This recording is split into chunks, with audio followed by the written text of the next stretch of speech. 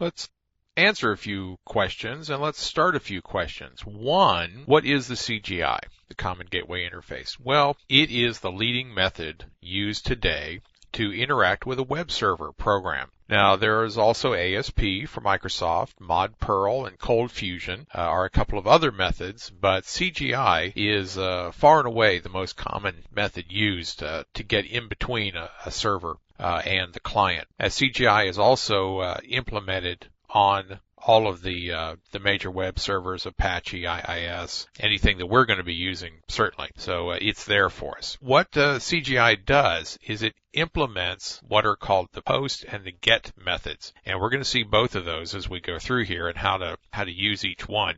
Basically, get is the default, is the get method, and that's what a browser normally uses when it makes a request to the server asking for something.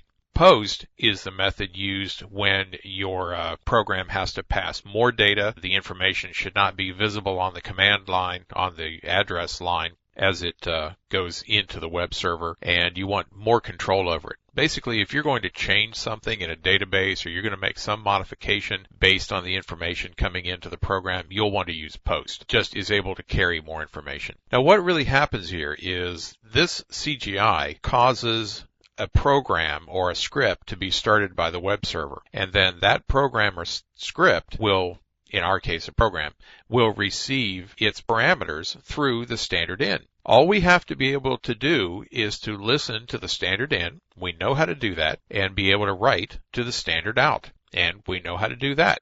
So we have the skills that it takes to write a piece of CGI code. Now, CGI written in C is more maintenance intensive. It used to be the way things were always done. That's why the CGI-bin is still a common place to put executables. Well, we're not going to do that because we're just going to be on our own little server here. We're not going to worry about CGI-bin, but that's where you'll see the vast majority of CGI programs sit. And there was, once upon a time, there was CGI-bin and CGI-src, CGI source, and that's where your C source would reside before you compiled it into an executable. Now, these days, folks like to write a lot of PHP and Perl and other kinds of scripts, and those scripts are loaded and interpreted each time the request is made. In our case, our C is a little tougher to create, more maintenance intensive, but it creates a one-time compiled program. You still have some overhead in the web server of loading the executable and executing it each time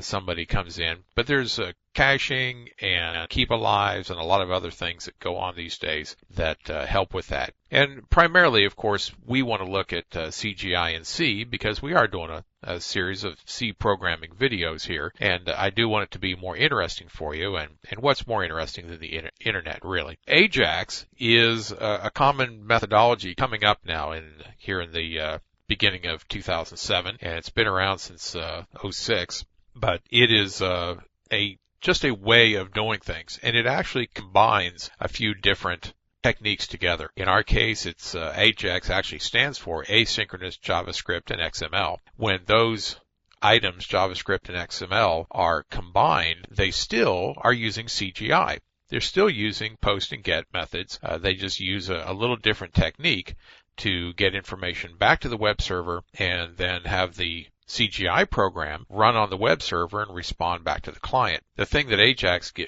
gives people today is that the entire page doesn't have to be rewritten. When we first start doing our C programming, every time we call the program, we'll rewrite the page, and then we'll take a look at the end of this sequence of videos that AJAX doesn't do that.